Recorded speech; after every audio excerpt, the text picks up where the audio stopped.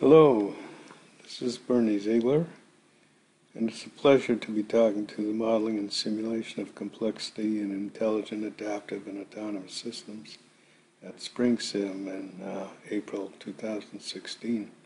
Perspectives on emergence in system of systems.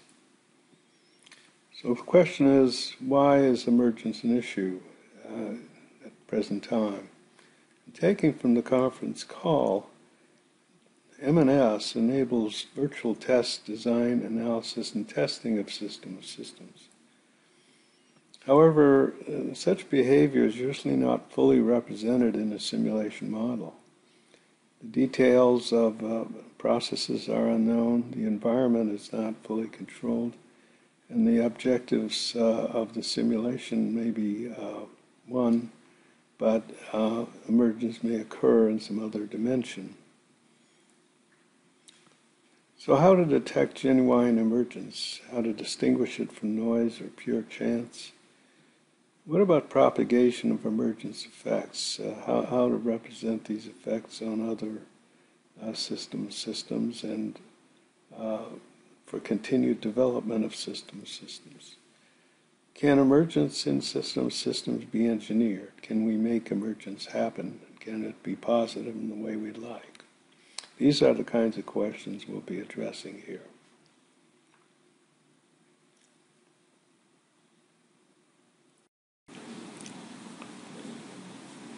First, let's consider some background on discrete event system specification, or DEVS, and its family of modeling and simulation formalisms. DEVS formalizes what a model is, what it must contain, and what it doesn't contain. For example, experimentation and simulation control parameters are not contained in the model as such. DEVS have a number of theoretical properties that have been established. For example, it's universal in that it can represent any discrete event system. And it's unique in the sense that any system has a unique representation with DEVS. DEVS compliant simulators execute DEVS models, and they can be relied on to execute them correctly, repeatably, and efficiently. The closure under coupling, the property of the DEVS coupled model, guarantees correctness in hierarchical composition of components, allowing us to build complex systems. DEVS models can be simulated on multiple different execution platforms, including those on desktops for development, and those on high-performance platforms such as multi-core processors. And DEVS can be run in real time as the basis for simulation or general real-time software. DEVS has recently been shown to enable a simulation that is correct without a performance hit. And this in a parallel simulation where it's often an issue as to whether the model has been correctly implemented. A little bit on emergence background. We expect both subjective and objective aspects, especially the idea of surprise, that we didn't expect what we're seeing. Now, it's been argued that emergent behavior is likely an inherent feature of any complex system model because abstractions entail representation gaps. Such gaps cannot be filled in ever, despite more and more high-performance computing or big data to allow more points to be included in the model. But with an analogy to the sparsity of rationals relative to the reals, we never expect to completely represent the real world within the model. One way to think about emergence is that the global behavior which is produced by a system of components coupled together. It can be considered as components, which is reductionism if there's no further discussion of interactions. And then if you bring in interactions, then this brings computation, and then higher order effects, which are the interactions that are not immediately produced by the simulation. And these can be considered as a source of emergent behavior. It's been distinguished in the literature between weak and strong, where weak emergent behavior is the understood result of components and their interactions, while strong emergent behavior results in generation of new knowledge, structure, components, interactions. However, we'll look at it in this way. We'll see that weak and strong can be related to the degree to which a simulation has been engineered toward emergence that we'd like to achieve.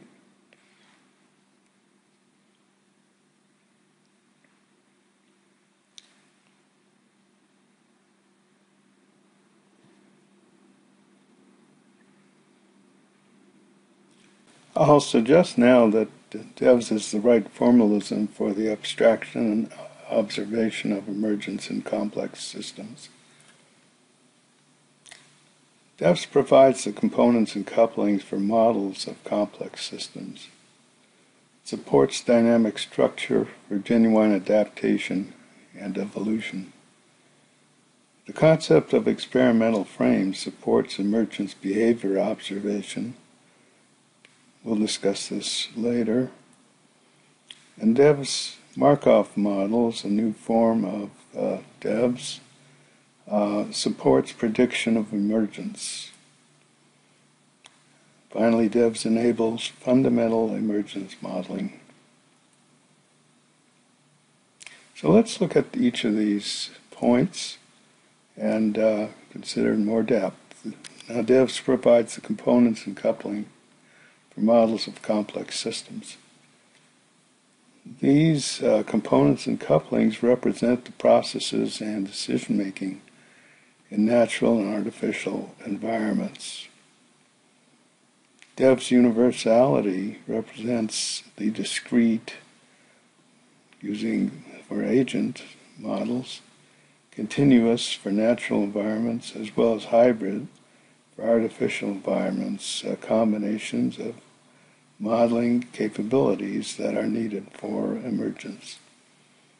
DEVS supports dynamic structure for emergence of novelty through adaptation and evolution in ways that include the possibility of genuine surprise.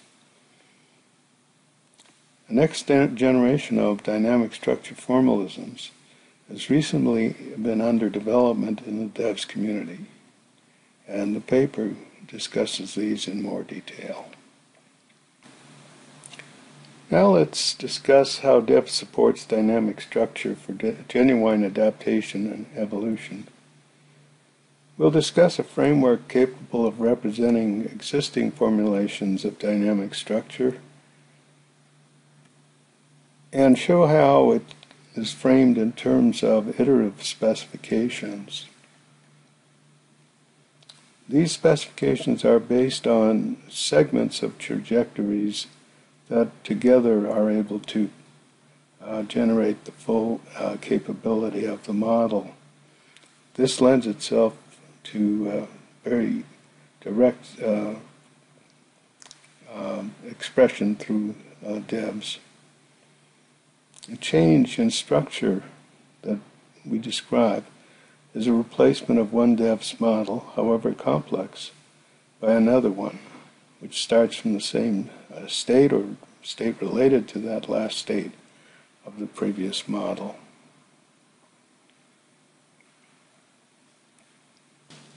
Well, let's consider the basic dynamic structure DEVS, as was developed recently in a paper with Alexander Muzi. The idea basically is to consider a model as an iterative specification. For example, if this represents a stream of discrete events or a trajectory, then we can break it down into segments called generators. And these generators can be composed together to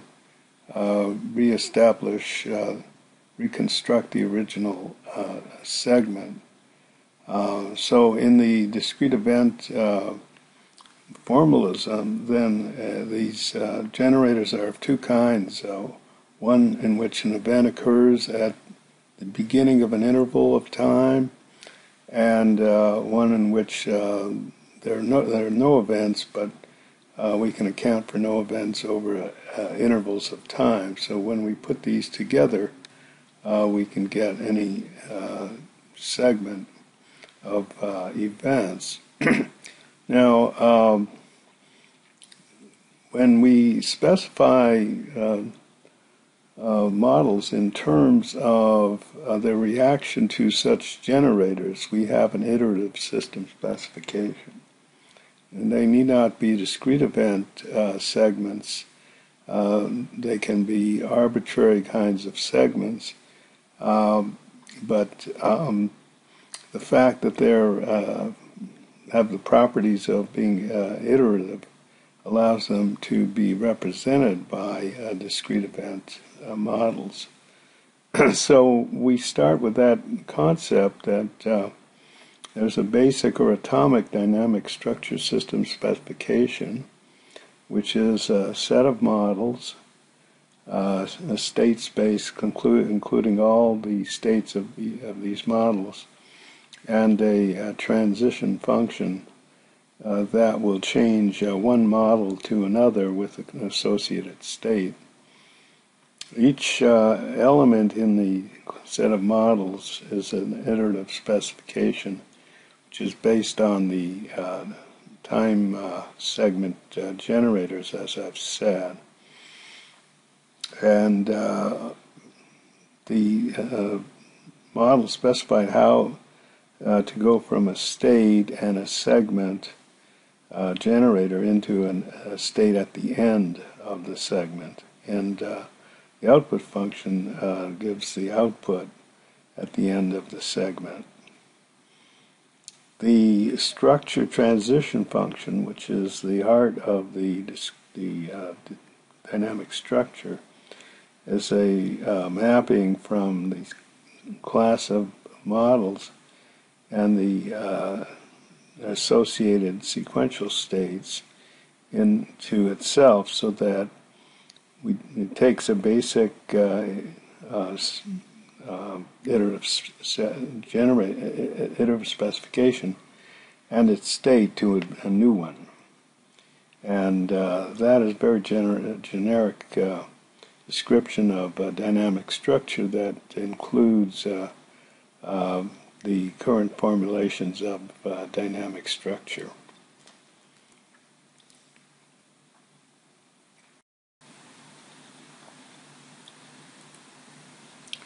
So now that we know what a dynamic structure atomic model is, let's consider how to couple these models together to create a dynamic structure at the coupled model level. And this idea just parallels the usual construction for coupled models, where we state that we have a network or coupled model whose components are atomic models, and where there is a set of couplings that is given to couple these components together. And in this case, each component is an atomic dynamic structure model of the form we've just discussed. And then we can create a transition function or dynamic structure function for the network that takes a network and its current state and maps it into a new network and a state related to the original state.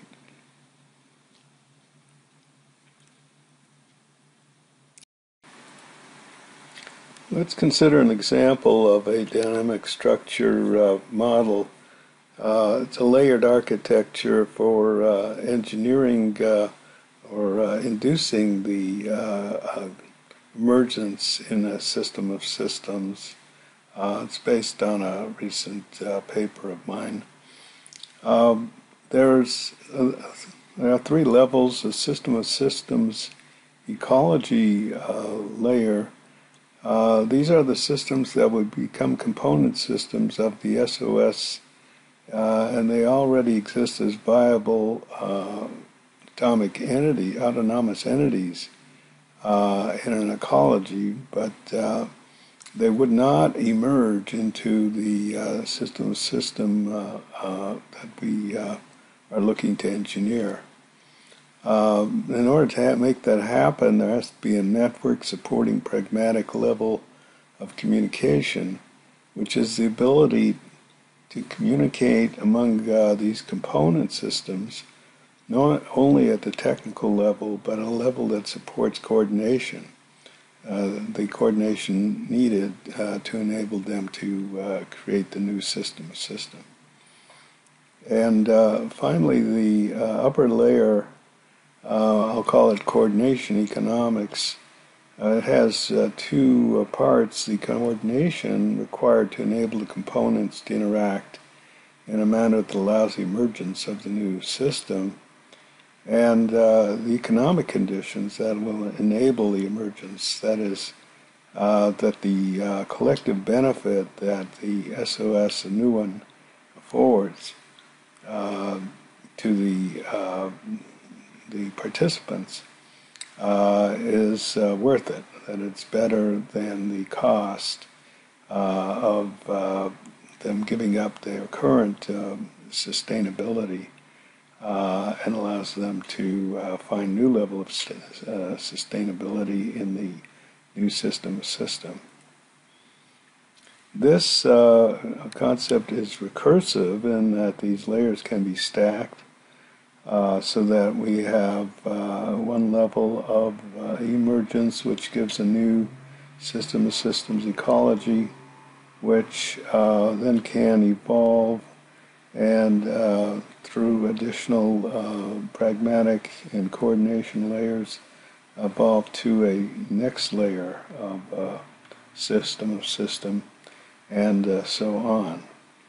Then we can say that the challenge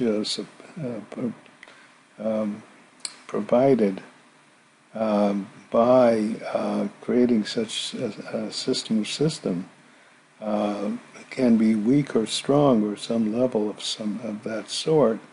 Then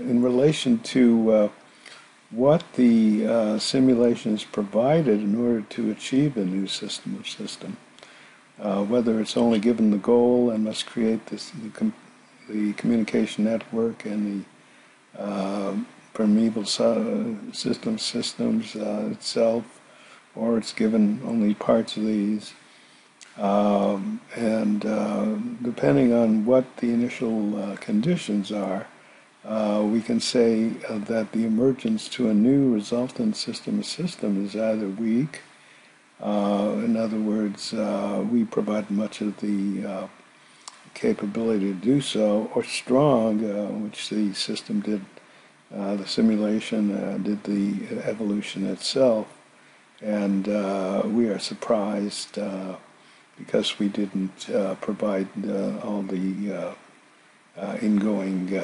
capabilities.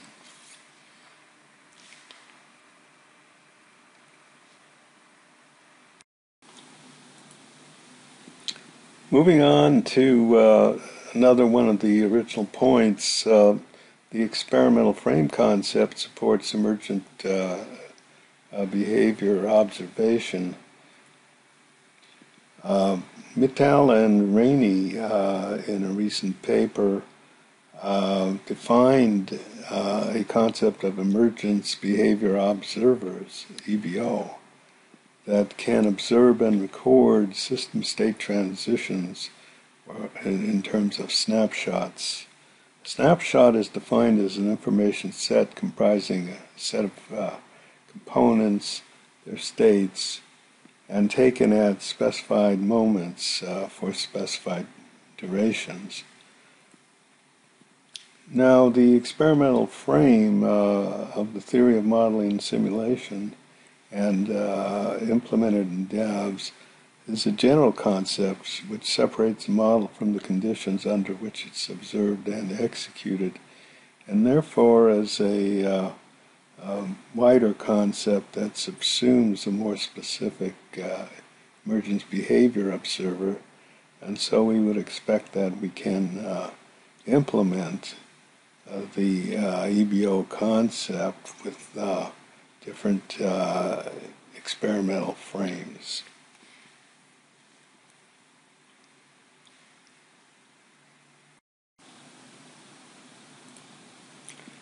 To give some more concrete ideas of how EBOs, the emergency behavior observers, could be created, we'll take an analogy from a study recently of emergence of topics in Twitter, which was considering how the emergence of topics in social networks could be observed and quantified.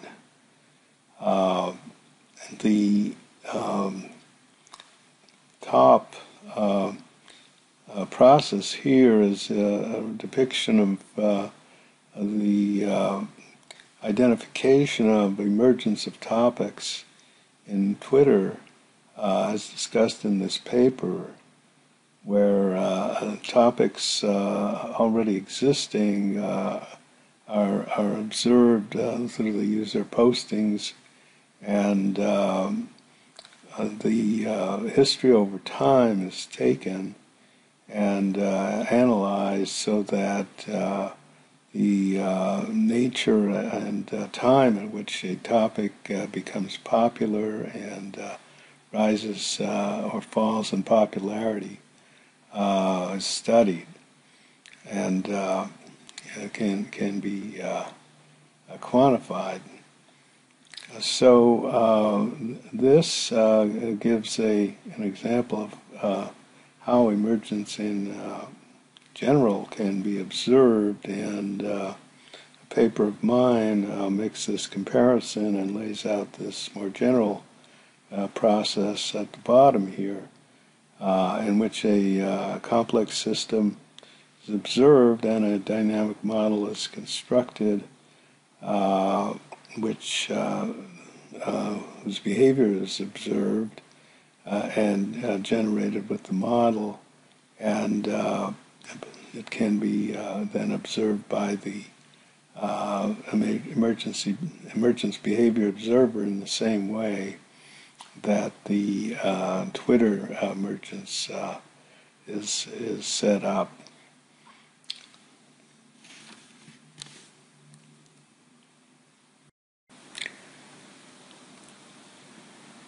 Considering the topic of emergence observation in more depth, I'll bring up the idea that concept of DEVS Markov models can supply the implementation abilities to make this concept workable. The EBO, as you recall, provides for the capture and storage of time series of snapshots. However, it does not discuss or consider how these snapshots can then be integrated or compiled into a model that could predict the subsequent behavior of the system under observation. An idea about how that can be done is that these snapshots can be compiled into DEVS Markov models that offer more explanatory and predictive power than these raw inputs. This construction can be done automatically, and it can go on in real time, giving human observers of the simulation a heads up on imminent events.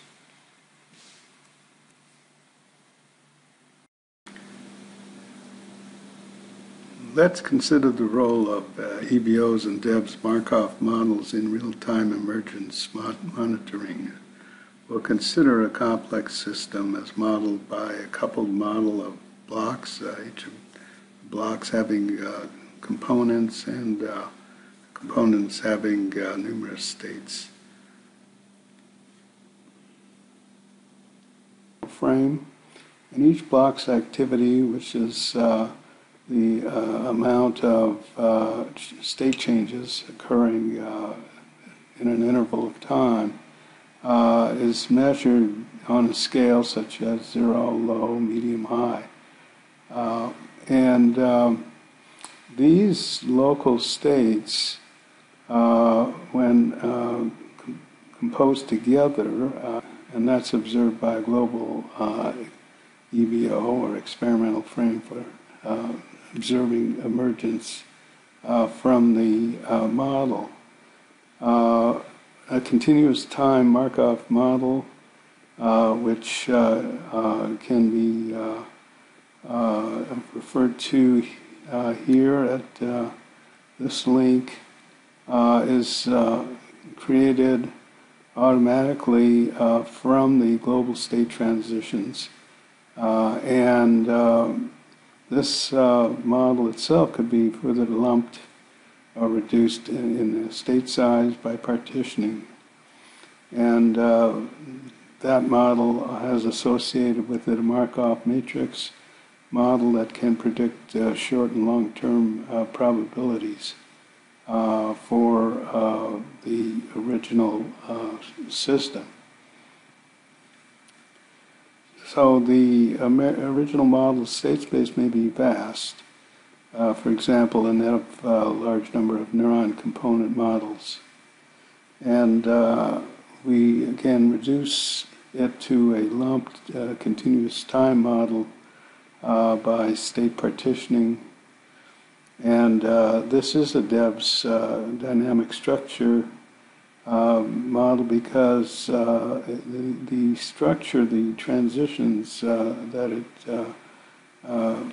encodes depend on the incoming sequence of global states that it's observing.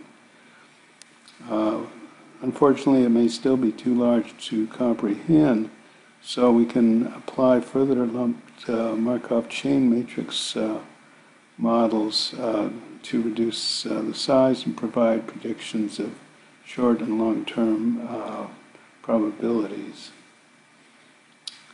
This will help human observers to understand the underlying cause of behavior deviations because the Markov models eventually can be simple enough to see at a glance and carry with them some representation of the behavior of the original system. And this will allow predictions of when and where behavior deviations that might signal emergence might reoccur. Finally, let's consider DEVS enabling of fundamental emergence modeling. Emergence has been modeled at the fundamental level in terms of formation of new language elements from interaction of components. In an iterative specification, the output segment generators can be considered as words composed of phonemes, or as larger units that are composed of smaller units. An emergence can be formulated as mapping of words into compositional items, for example, sentences. This illustrates this idea, and we can have at the spike level, which corresponds to the phonemes or the elements, we can have events, sequences that convey information or a state of a neural net. But it might be emerge to a more abstract level where the spikes form bursts, and the bursts themselves constitute so-called words, and the neurons or larger elements, the cell assemblies, could be exchanging such words or bursts among themselves. This illustrates the emergence of more complex or higher level systems based on linguistic concepts. Conclusions.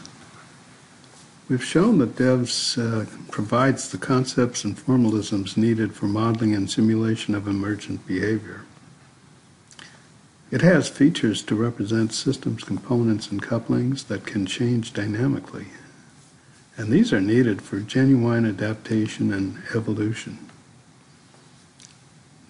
The new idea of DEVS Markov models supports prediction of emergence derived from observation of complex system behavior.